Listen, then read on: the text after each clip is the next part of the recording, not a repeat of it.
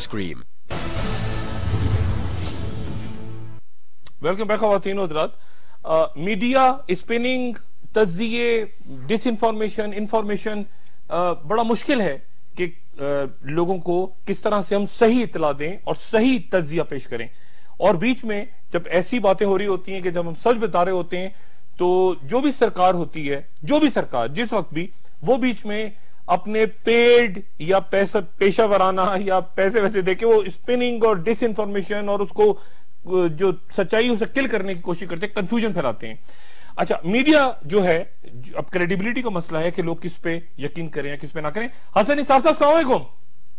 जी वालेकुम सलाम। हसन निसार साहब, अभी तारिक अजीम साहब कह रहे थे और औरिया साहब भी कह रहे थे कि पैसे देके, ऐसे भी लोग मौजूद हैं इस माशरे में, पैसे देके वो कॉलम लिख देते हैं, वो टीवी पे बात कर देते हैं। डॉक्टर साहब ना टाइम ना जाया करें, ना अपना ना मेरा जी। इन दोनों की जरूरत है, बात करें।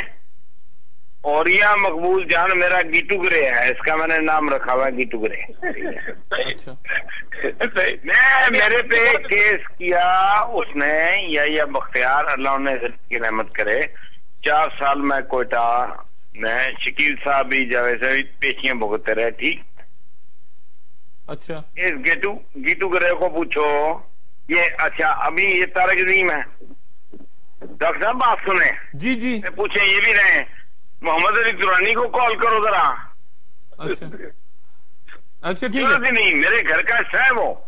नहीं, मेरा इतना सुपर हिट सीरियल गुरूर मैंने नहीं, मैं ये पूछ रहा हूँ मोहम्मद अली, बात सुनने ना अब। जी जी। वो मोहम्मद अली दुरानी वजीर आ गया, मैंने काम ही बंद कर दिया। इन्हें कौन है जरा, ये बड़े रहे, वो सेक्रेटरी इंफॉर्मेशन, तो वो मिनिस्टर फॉर इंफॉर्मेशन। इन्हें पूछो कोई इनमें से किसी की जरूरत है, कुछ यहाँ बन से। नहीं, आपकी तो तारीफ आप नहीं है, आप नहीं है हसन निसार साहब, आप गलत समझे। कुछ लोग ऐसे हैं कि आप लोगों को तो किसी के पास जरूरत नहीं है कि इवन सजेस्ट करे, लेकिन आपको बिल्कुल पता है कि कुछ लोग इस पेशे में हैं जो कि सिर्फ इस चीज पे जीते हैं कि ठीक है उनको मिल जाए, 2-3 कॉलम मिल जाए, उनकी रोजी लगी रहे। आप जैसे लोगों को तो किसी का आपको खुश रखे, आपने मुझे एक्सोनरेट कर दिया, आपकी मेहरबानी। इल्जाम भी लगा देते तो मैं क्या कर लेता, लेकिन असल बात आपकी खूबसूरती, आपने ये कहा और यह भी यही कहेगा। अच्छा, ठीक है, ठीक है। अच्छा, लेकिन बात सुने, ये गंदगी हर पेशे में है, ये जुडिशरी में भी है, ठीक, ये फौज में भी है। बिल्कुल ठीक, बिल्कुल ठीक। हर तरह बिकाऊ लोग, लूट मार करने वाले, दिहाड़ियां लगाने वाले हर जगह हैं, बाइज्जत भी हर जगह है। हुसैन नकी, निसार उस्मानी, ये हमारे फख्र हैं।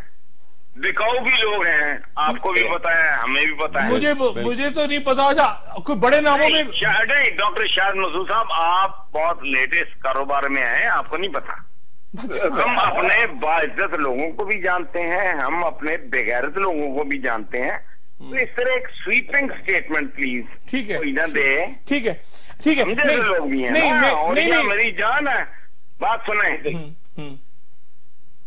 जी। और या तो एक जफी डाल के, एक चुमी दे के, अच्छा, मुझसे जो करा सकता था जी, को पता है। ठीक है। इसी तरह अजीम साहब, इनके बड़े भाई, हमारे ऑफिसर, बहुत और तरह का, लेकिन इस तरह नहीं होता। ठीक है, मैं समझ गया। इस तरह के बदनसीब लोग हैं। मैं अभी आपकी तरफ वापस आता हूँ सली साहब।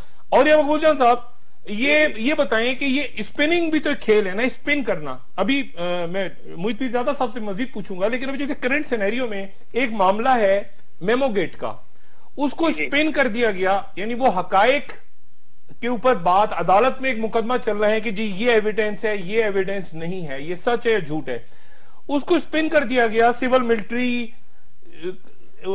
उसका मसलक ये है, उसका मजहब ये है, वो उसकी यानी उसकी स्पिनिंग तो हो गई ना। ये स्पिनिंग, यही तो बेसिकली आर्ट होता है मुख्तलिफ किस्म के लॉबिस्ट का। अच्छा। और वो लॉबिस्ट जो है वो अपने हिसाब से उसको स्पिन करते हैं, उसको एक खास पे लेके जाता है। आपको पता है, जो अखबार की जो आखिरी हेडलाइन होती है सबसे आखिर में लगती है, और वो आखिर में को 2 बजे के करीब रात के निकालते हैं या 1:30 बजे के निकालते हैं, और वही जो है वो डिटरमिन करती है कि हमने इस मामले को किस तरफ लेके जाना है और कैसे रखना है। और उसकी वर्डिंग ही सबसे इंपॉर्टेंट चीज होती है, जो चीफ एडिटर जिसके ऊपर वो बैठता है। اب وہاں معاملہ سارا یہ ہے کہ ہر بندے کی ضروری نہیں ہوتا ہے کہ کوئی بندہ جو ہے وہ کسی طور پہ پیسے دیتا ہے. ہر بندے کی اپنی اپنی انکلینیشن بھی ہوتی ہے اور اس لیکن کیا یہ اسپننگ کیا میں آپ کو بتاؤں جس طرح میڈیا اس وقت فلرش کر چکا ہوا ہے اس وقت میڈیا میں کہ جو نامی گرامی لوگ ہیں حسن نثار صاحب جو ہے ان کے بارے میں کوئی تصور بھی نہیں کرتا. سوچ رہے ہو طارق حسین نے بالکل ٹھیک کہا. اب تو مطلب یہ ہے کہ جتنے پیسے اس وقت میڈیا میں لوگوں کو ملتے ہیں, اینکر پرسن کو ملتے ہیں, اچھے کالمسٹ کو ملتے ہیں, یہ پیسے تو گورنمنٹ سوچ بھی نہیں سکتی کہ ان کو یہ شام کو مجھے بھی دو. جی اچھا حسن صاحب سے بات ہوتی ہے. مجھے بھی زیادہ صاحب یہ بتائیں کہ یہ ساری اسپننگ جو ہے الٹیمیٹلی کیا وہ کام کرتی ہے, دیکھیں فائدہ دیتی ہے؟ میں 2-3 اس میں مجھے تھوڑا سا ٹائم دے, میں پچھلے پارٹ میں بھی نہیں بولا تھا. اسپننگ بالکل کام کرتی ہے. پاکستان کوئی انسان کی تاریخ میں یہ 20ویں-21ویں صدی میں پہلا ملک نہیں ہے جہاں ایک بہت بڑا ایکسپینڈڈ میڈیا ہے. ایسا ایکسپینڈڈ میڈیا تمام یورپین ممالک میں, امریکہ میں ایک ایکسپینڈڈ میڈیا ہے. حکومتیں اور مختلف انٹرسٹ جو ہیں, خواہ وہ ملٹری کے انٹرسٹ ہوں, خواہ کسی پارٹی سے منسلک انٹرسٹ ہوں یا اسٹرانگ اکنامک انٹرسٹ ہوں, وہ میڈیا ایک سمندر کی طرح ہے. میڈیا ایکچولی میڈیم کی جمع ہے. میڈیا تو ایک میڈیم ہے, جیسے سڑک ہے, جیسے دریا ہے, اس پہ آپ کچھ بھی ڈال سکتے ہیں, اسے کسی بھی ڈائریکشن میں چلا سکتے ہیں. آپ میں میڈیا اسپن کرنے کی ایبلٹی ہونی چاہیے. فار انسٹنس ہمارے یہاں جو سارا کرائسس اکتوبر سے کھڑا ہوا ہے, یہ در حقیقت اس چیز کا کرائسس ہے جس کے فیکٹس کو لوگ بھول گئے ہیں.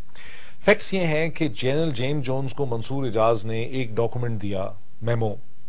جنرل جیمز جونز نے اسے مائک ملن کو دیا. جیمز جونز یہ مانتا ہے, منصور اعجاز کہتا ہے میں نے دیا, جیمز جونز یہ مانتا ہے کہ اس نے یہ ریسیو کیا اور وہ اس کو لے کر مائک ملن تک گیا.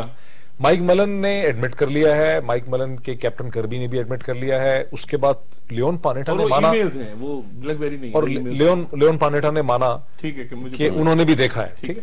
اس کے بعد یہ ہے کہ ایمبیسڈر حسین حقانی اور منصور اعجاز کے درمیان بلیک بیری میسنجر پہ کچھ کمیونیکیشنز ہوئی ہیں, اس کا ٹیکسٹ ریلیز ہو گیا ہے.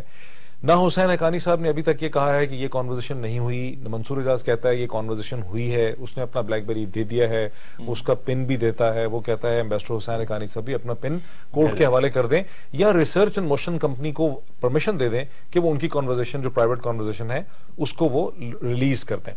پھر منصور اعجاز یہ بھی کہتا ہے کہ اس نے کچھ ای میلز میں وہ جو ڈرافٹ ہے میمو کا وہ ایمبیسڈر حسین حقانی صاحب کو اپروول کے لیے بھیجا ہے. یہ اس فیکٹس ہیں. یہ ایک پیورلی, اسے آپ سول کیس کہیں یا اس کو کرمنل کیس کہیں, اسے ٹریزن کا کیس کہیں, یہ ایک کیس ہے, یہ اس کے میٹیریل فیکٹس ہیں.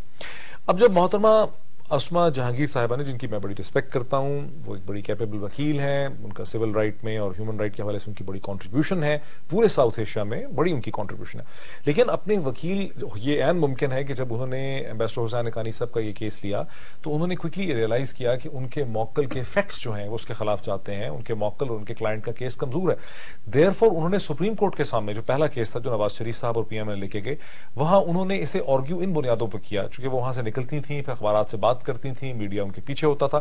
انہوں نے اس کو یہ سپن دی, یا ان کو سمجھانے والوں نے سپن دی کہ اسے آپ سول ملٹری یا مارشل لا ورسز ڈیموکریسی یا ڈیموکریسی غیر جمہوری طاقتیں جمہوریت کو نہیں چاہتی, کیونکہ یہ ایک اٹریکٹیو سلوگن ہے پاکستان کی تمام سیاسی جماعتوں کے لیے, کرٹکس کے لیے, پاکستان کے لبرل طبقہ فکر کے لیے اور دنیا بھر کی انٹرنیشنل کمیونٹی کے لیے.